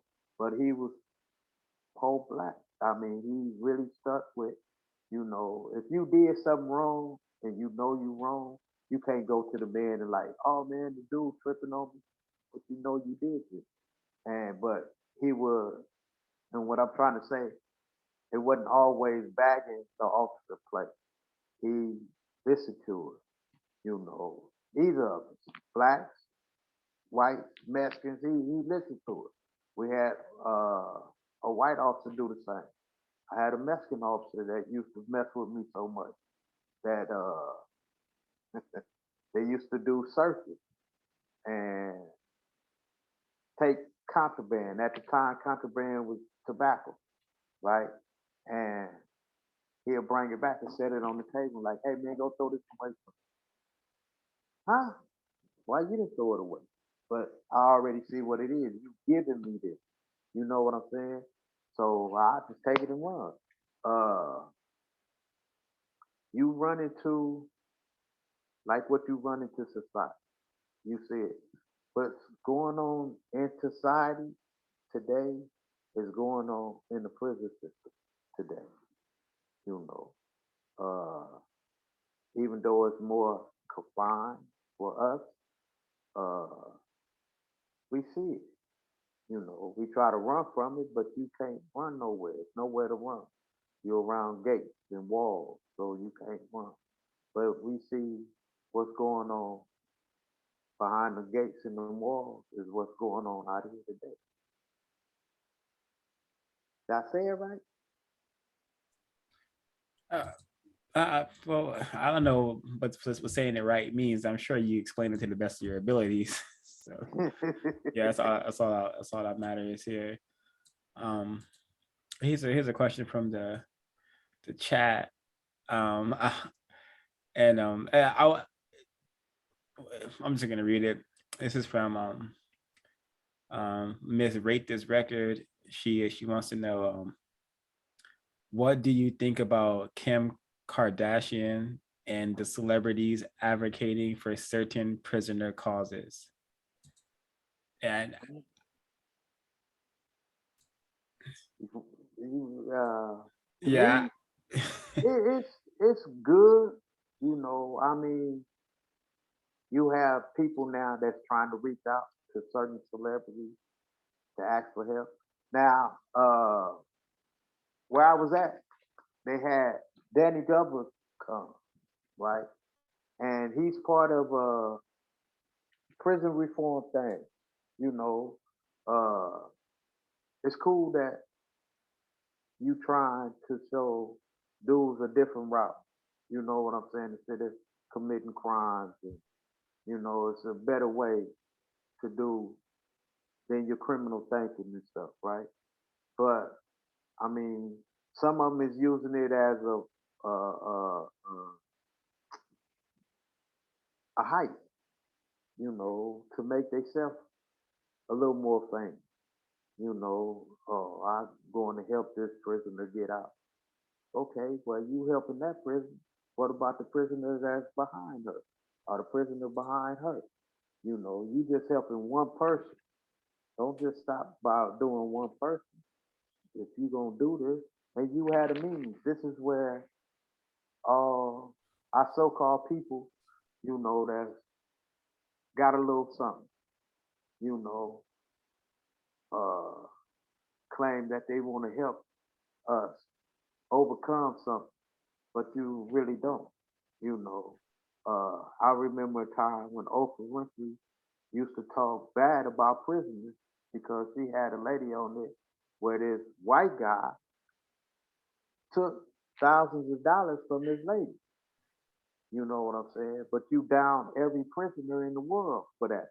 But then all of a sudden, when they open Pelican Bay, you want to go up there, and that Pelican Bay was designed for the worst of the worst as this hole that they was putting us in, that you was in this cell 23 hours a day by yourself in a concrete cell where they had a portable shower that would roll in front of your door, that they'd crack your door and you jump in this shower, take your shower, and jump your ass out and go back in your cell. Now, she wanted to report that this was cruel and unusual punishment by keeping us here. But back in the day, you talked about prisoners misusing people. I mean, it's I look at it as, you know, whatever at that time make somebody feel good or to hype up their little shit. This is the only reason they try to do something for our people, you know. But our people that are in power don't even try to help until it's something that benefits them, you know. And it's bad. It's really bad, you know. Yeah. I would say that I want to know if you agree or disagree. Do you think that the best thing in any celebrity or any white person, Kim Kardashian is a white woman. Do you think that the best help that can be provided to non-white people, especially Black people, is the production of justice, which is guaranteeing no one is allowed to be mistreated and those who need help receive constructive help? Do you think that would Oh solve a yeah, lot of problems? yeah, it'll help. It ain't gonna solve the problem. It'll help. What'll solve the problem is ourselves. You know what I'm saying? I mean, ourselves got to see this, and if we don't wake up to what's going on, we're gonna be in this rut. So Mm. ourselves got to see it first. You know, you can always, how you say, you can lead a horse to water, but you can't make him drink. You know, it's what we do. You know, once you learn this, what do you take with it? What do you go do with it? You know, do you just say, "Ah, brush it off," or you keep going forward to teach somebody else up? You know, or to show somebody else up. You know, a lot of people that has this power, this money. You know what I'm saying? I'm not gonna give nobody my money. That sounds stupid. Why not? It ain't like you ain't gonna get it back.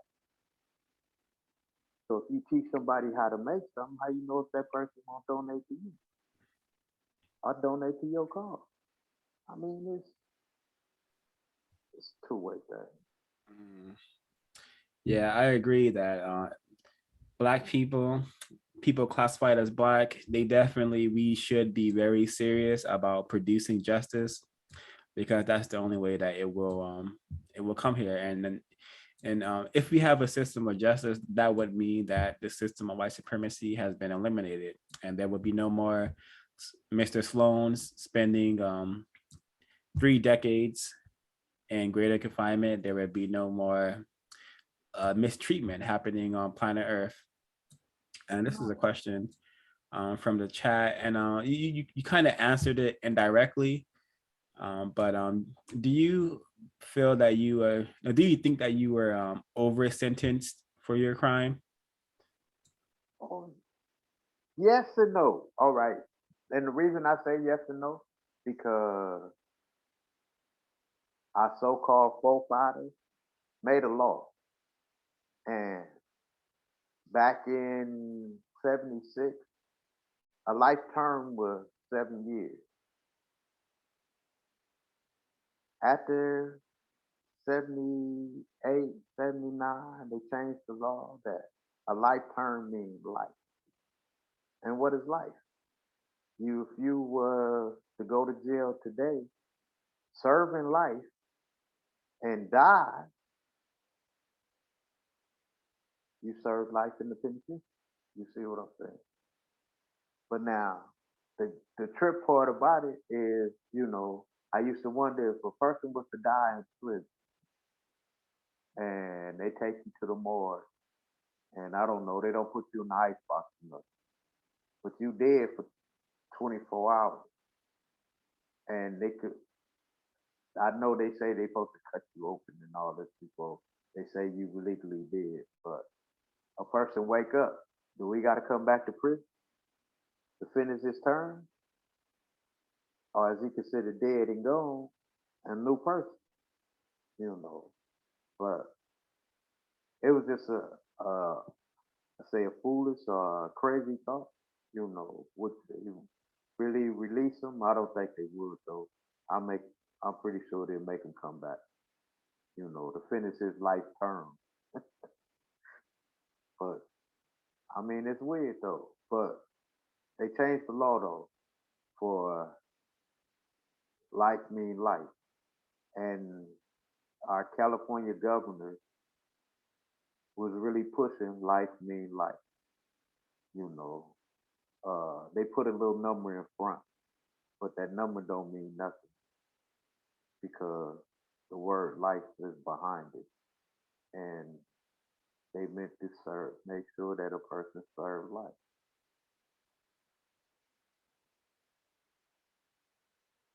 Uh, yeah, I'm sure that is well, I'm just gonna go on to the thank you for that answer. And this is more questions from Miss Rate This Record. Um, and I'm gonna read her question and her comment, because that may give you a better understanding of her question. And she says, does he recognize a difference in appearance and what is referred to as young Black gangsters and thugs? I am insinuating he should recognize they walk around with their pants hanging down, tats, and gayish.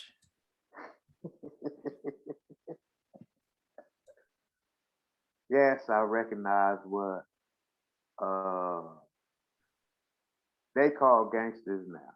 I mean, with the straight legs, I mean, how can you? It's weird for me, because when I gang bang, It was sagging, but it wasn't in no fit me jeans that's straight legs and you running around in your pants tight and sitting you showing more ass than what you're supposed to be doing. So it's a lot different than the time. It's the time period. The tattoos, it wasn't a lot of tattoos. You had your hood tatted on you or whatever you was representing, that was it. But now, you see dudes with tattoos all in their face. They think it's cool, but it's that time period. I mean, I know the difference from, I'm going to say this. I know the difference from who I know that's real about what they representing and who's faking the front. Yeah, I know the difference. And you mentioned the face tats, and is it correct to perceive victims of racism who have the tats all over their faces? Would you describe that as just a more intensified insanity that we are experiencing? No, I'm gonna say it's like how can I say? I think Tyson said it better. When you see the tat that he got on his face, that it's a culture thing. I went back to my culture and I put this tat on my face. Come on, really, dude? I mean, it's people do it. I'm thinking people do it now just for the hype. You know, it's nothing really glamorous about it. You know, I mean, I'm ugly as it is. Why would I really want to mess up what somebody gave me to put a little ink? I mean, it's bad enough I put ink on my rest of my body, but to put it on my face, But I mean, to each his own. That's what free will is about, right? Correct, but unfortunately, white people encourage Black culture, which is really just ghetto glorification, and the face tats is I see it as attention seeking and or just a high lack of self-respect, which is refusing to lie to oneself. And Miss Rate This Record, she wants to know. That's true. Yeah. Miss Rates Record, she wants to know how does he know the difference between real and faking the funk? I mean, you can see it. I mean, I can't put it in words. I mean, a real person won't uh, show itself. A real gangster won't show itself because he don't want to be known like that. But if you trying to be something that you're not, you gonna come out like, oh, I'm this killer. Look, I got a gun. You know what I'm saying? I mean, why would I let you know who I am until you make me show you who I am? Is that? I hope that helps her. Well, we'll see if she responds over in the chat.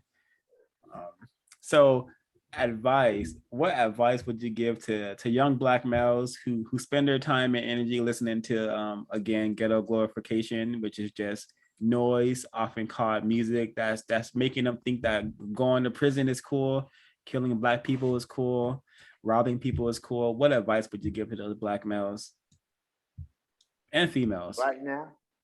Right now, I tell a dude, a mind is a terrible thing to waste, dude. You got an opportunity. Take heed to this opportunity. I don't care if you use it or not, but learn something.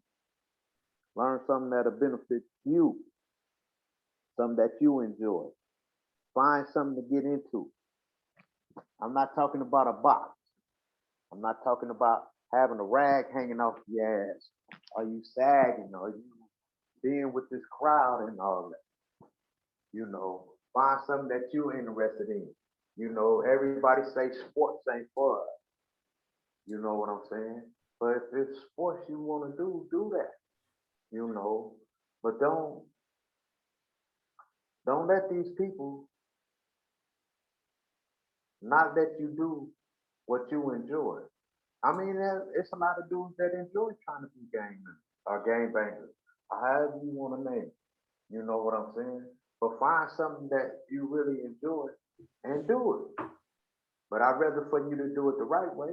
I don't mean to go out there selling dope. I don't mean to go out there robbing and stealing, taking something that don't belong to you. Go earn your own shit. So you can sit back and really appreciate it. Because the shit that you steal and take from somebody, you can't appreciate it because you're trying to get rid of it. Because it ain't yours. You know, get something that belongs to you. So that little, let's see, everybody got a little, I call them buttons, your card. Call them a button. Stuck back in the day, calling shit buttons. But, you know, you look at dudes with cars now, you know, I look, and the whole society, everybody got these little bitty cars. These little bitty souped up cars with the loud pipes and all that stuff. You know, get you one. Get you one that belongs with you. Something that belongs to you. And let somebody take it from you. How you feel? You feel like shit. You know, I'm supposed to be this hardcore gangster, not let somebody take something from me. Oh, I mean, you just gotta, it's a better way. It's a better way than the road that you were on doing the dumb shit that would put you in a box where that you need permission to come out. You need permission to go take a shower. You know, you need permission. You won't even see an ice box. You know, the first time I seen an ice box, for the first time in 33 years, when I walked in my daughter's house, and she said, "Dad, go get you something out the ice box." Well, I call it ice box refrigerator. I'm sorry. You know, and it was a trip. It was a trip to walk to a refrigerator and open the door and look at the amazing shit that was in this refrigerator. You know, so, you know, for me, I tell the dude, man, all that you do, being able to walk out at night, you know, on your own, enjoy it. Don't never lose that. But if you stay with the life that you do, you will lose that. Because you'll never see a night yard but looking out this little funky ass little window they have back in your cell. You know, I mean, that's the best I could tell a person, you know, to enjoy life, really. But don't enjoy it the way that I took it. With no enjoyment. Yes, sir. I wanted to ask, after all you gone through, enduring 33 years in greater confinement, the white supremacist favorite place for Black males, Yeah. did you ever utilize religion at all? Do you believe in the practice of religion? If so, like how do you engage in the activity? Okay, let's see. Let me put this right because I don't want to say it wrong. And I don't want to offend nobody by what I'm going to say. But my belief at the time, when God called for my mama, I thought God was a piece of shit. And I'm sorry for saying this, but this was my feelings at the time as being young. Because he took something away from me that I really loved. And I didn't know how to get it back. I didn't know how to express myself. So I thought it was a piece of shit. I went through a period, a time that I couldn't really accept this. And I think it was like in 97. 97, 98. I was at a place called Donovan, and I had a chance to speak to a couple of brothers that was moving, and they invited me to come to service. So I went, and it was during Ramadan. And during Ramadan, that you're supposed to read a verse of the Quran every day, right? So during Ramadan, the brothers had a little circle and they was talking, and brother asked me, "What do I think about God?" And I told him, "I think God is a piece of shit." He said, "Why would you say that?" I say, "Because for one, he took my mama away from me. For two, he let shit happen to kids that shouldn't happen to kids. I don't care about adults no more. I'm talking about a kid. I'm an adult." So I had that feeling I didn't care about myself really, right? And he said, "Well, brother, sometimes people are called upon, but it's not their time, but God have a plan." I'm like, "God have a plan? What kind of plan he got for allowing us to hurt kids the way we hurt kids?" I say that because of me. I never seen my kids grow up. Here it is, my kids are grown now. With kids of their own, you know. And I was like, I can't understand that. I don't grasp. He said, "Well, when you get back, he gave me a couple of pieces of paper to read, and I went back, I read it, and I think I had a epiphany, do you say? Uh, that changed me in a way that it is somebody a little higher than us somewhere, you know, that give us a little light, a little guidance, you know, as brothers, to take a different route, a different road. That was my little turning point on religion, as brothers believing that it is somebody somewhere that's looking over us, and, and but I still feel that he don't interfere enough when he's looking over us, but he do what he do. Uh, Everybody had their own belief on what God is or supposed to do for us or whatever, or guide us, how they say. So, but for me, it was a little hard transition as to believing that it was somebody. But now, today, I believe it is somebody because he blessed me with the chance to stepping back out of here again in society, and I'm gonna try to make the best of this. I'm not gonna mess it up.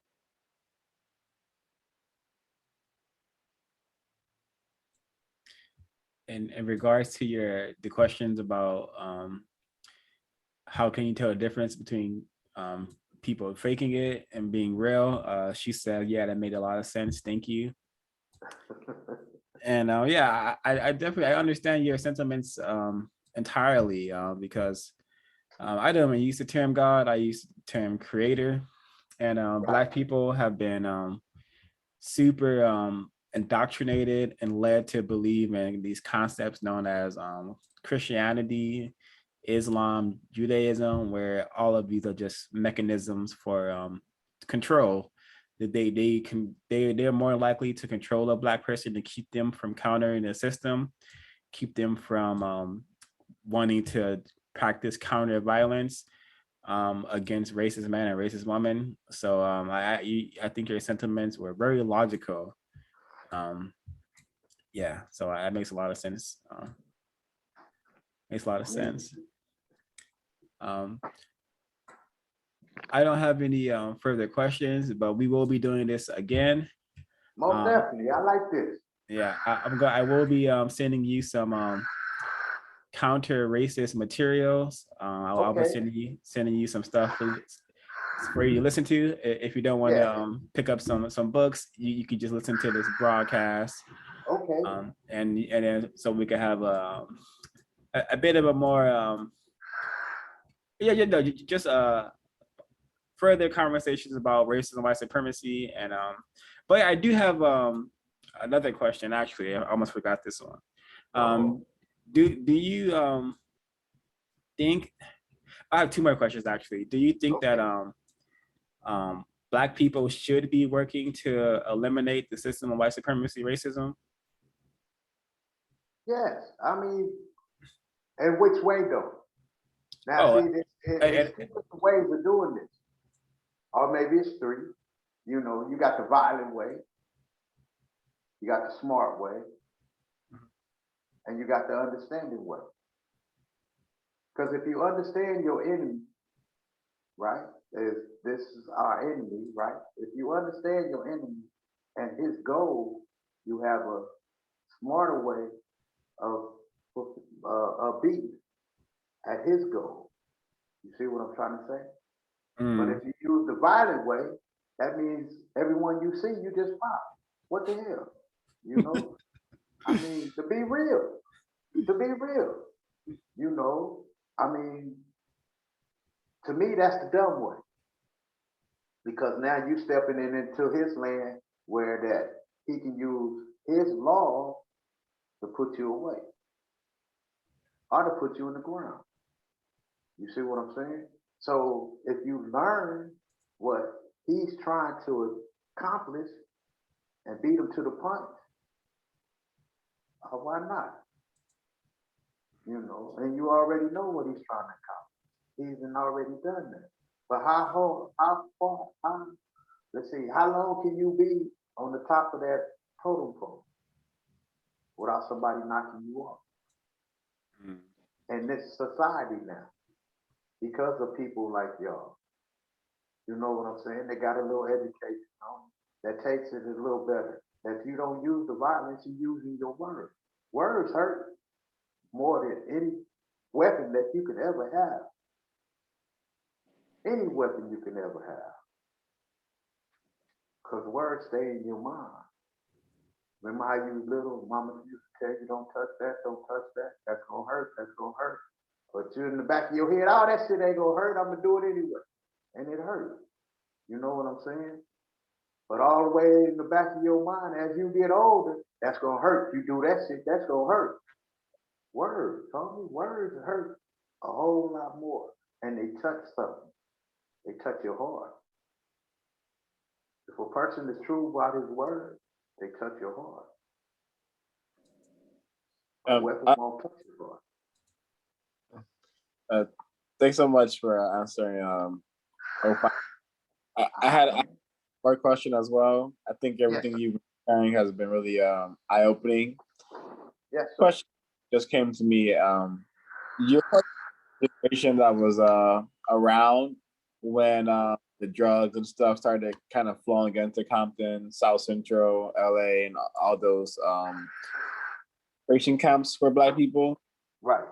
Do you kind of remember the shift when more people that you knew started to become gang members and drug dealers? Do you kind of remember the drugs coming in on those trains? And like, what do you remember from that era?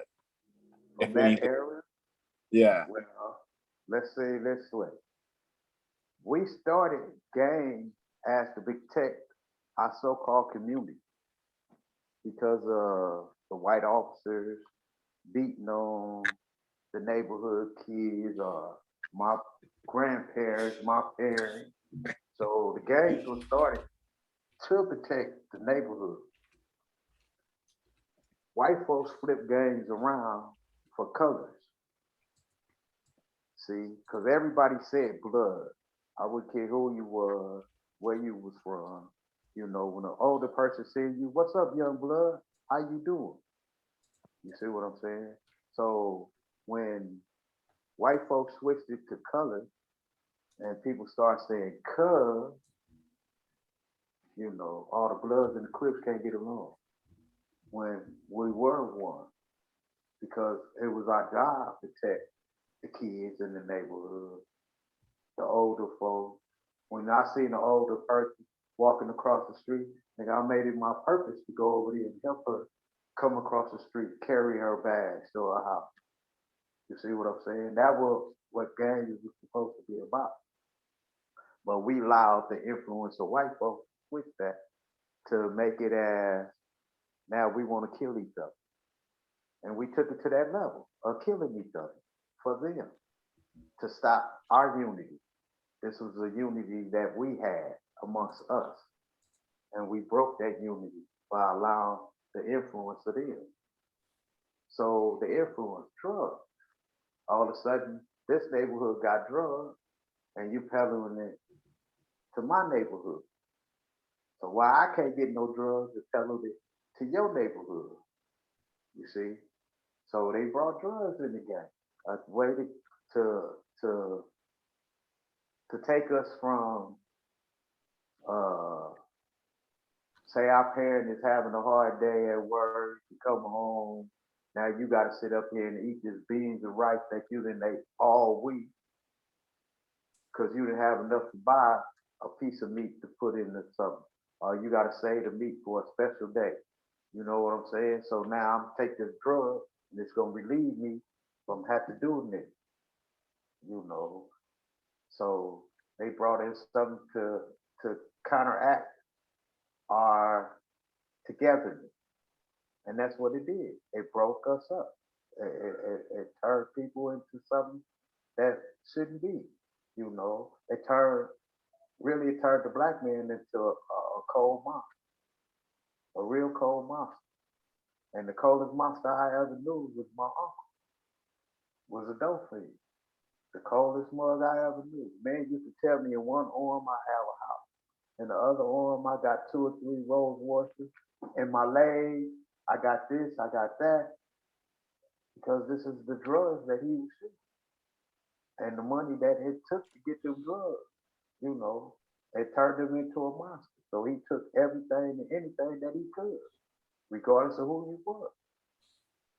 Only thing I give it to him though, he never stole from the family. But anybody else, he was fair game. You know. I mean, you know, I've seen it. Now I just want to see the change. And it ain't no change. You know what they got the kids now? What's that shit?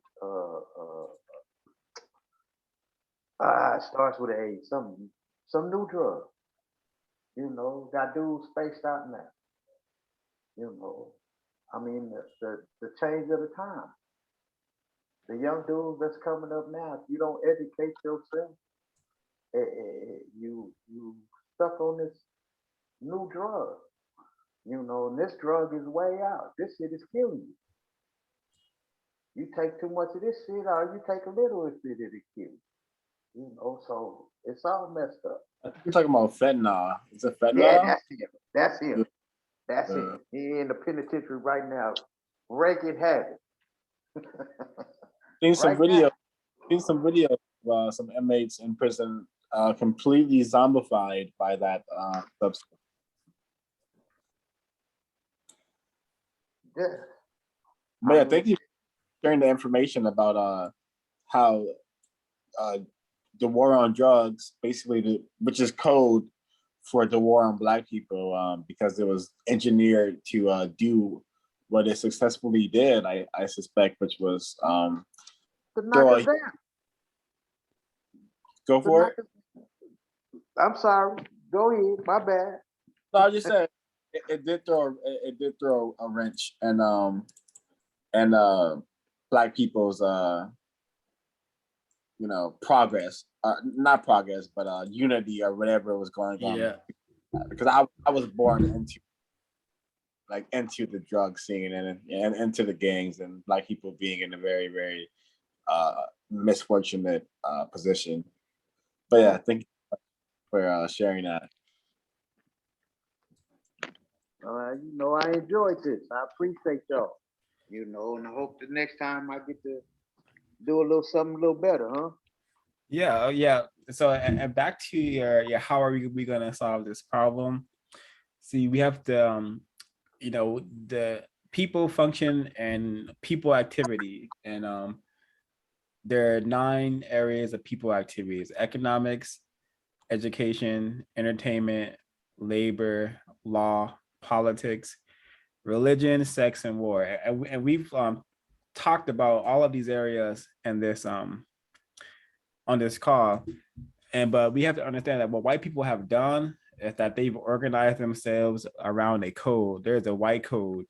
White people think, speak,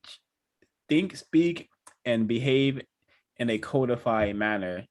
So non-white people, Black people need to do the same. We need to organize ourselves around a code. So the material I'm going to be sending you is going to hopefully give you some more information on how this system works and how you can codify yourself, which is why I was telling you to ask, come up with some questions to ask your parole officer, because that's how we solve problems with questions and answers. But yeah, so we are going to solve this problem of racism and white supremacy. It just takes enough non-white people, an effective number, we call it, of non-white people who are using a counter-racist code and counter-racist logic, because most people think using racist logic. Most people think like white people, which is why we have the kill nigga music, why we have Black males and Black females in conflict with each other, because most of us have been trained to think like white people. Does that make sense so far? Yeah, Yeah. it do. Yeah, so we're gonna solve this problem. It just takes Black people from all walks of life. You know, we need millions of Mr. Sloans and millions of LMBs and O5s and certs and Rate This Record and Joe LaCard. We need a million of non-white people like using a counter-racist code, talking about this problem in a codified manner to solve this problem.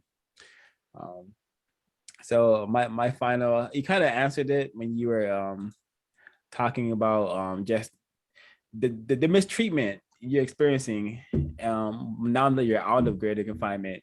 But just so I can have a little more clarity, and for the folks who join the chat later, how are you spending your time and energy now being out of greater confinement? Really trying to adjust the day program. And what I mean by day program, but they are such as me, what I'm going through now, not being able to leave when I like to leave or whatever, not being able to do anything. Like at a certain time, let me see if I get this right. From 8:30 to 9 is they count here. So you have to be in your room for count. From 9:30 to 11 is the first group, right? If you're not in the group, you're supposed to be in your room. From 11 to 12:30 is they call lunch and free time, right? From 12:30 to 2, you back into a group again. So you back in your room. From 2:30 to 4, you in another group. Are you in your room? At 4 o'clock to 5:45 is so-called dinner. From 6 o'clock to 8:30 is in your room. For they count, and you got to stay in your room the rest of the time.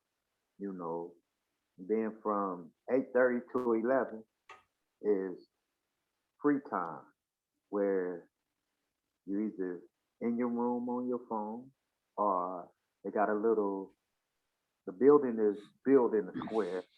So in the middle of the square is a little patio area. It's the only place you're allowed to use a phone, you know. So if they catch you walking the hallway on your phone or listening to your music with an earpiece in your ear or whatever, they take your phone away from you for 1 day, then 2 days, then they call this contract shit that they, you know, they take your shit away for a month, and you got to clean up, come out and clean up and all this because you're under so-called contract. You know, I mean, I got to learn the rules because in prison I knew the rules. So now I'm in a new prison where I got to find the new rules. And I've been asking the so-called higher up for these rules, but can't nobody find them. You know what I'm saying? It's all of a sudden now.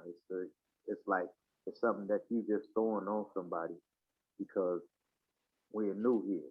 You got a whole bunch of new dudes coming in, you know, so you want to fix it a certain way now, you know. So I mean, you know, I'm gonna speak on trying to get something going to kind of ease my mind.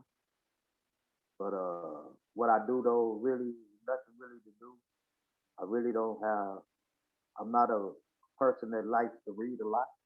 But if I can read something that really catch my interest, I'm into it.